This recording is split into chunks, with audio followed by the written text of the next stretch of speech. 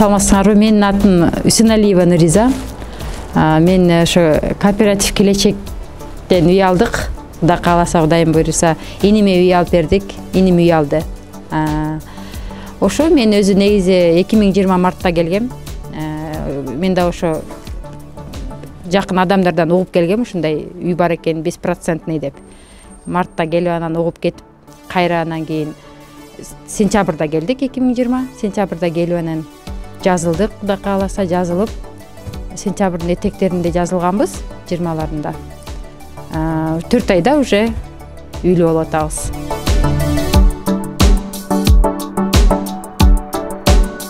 Биз сом менен жазылдык, сом менен ошо 1 миллион 400 миңге жазылдык. 350 миң первоначальный взнос 350 миң бердик. Калганын 10 жылга 5% бөлүп беришти. Айына 10 миң 700 төлөп калабыз да, 10 жылга бөлүп берди. Иним өзү алып атат. Ошо өзүнө оформить этип өзү алып атат.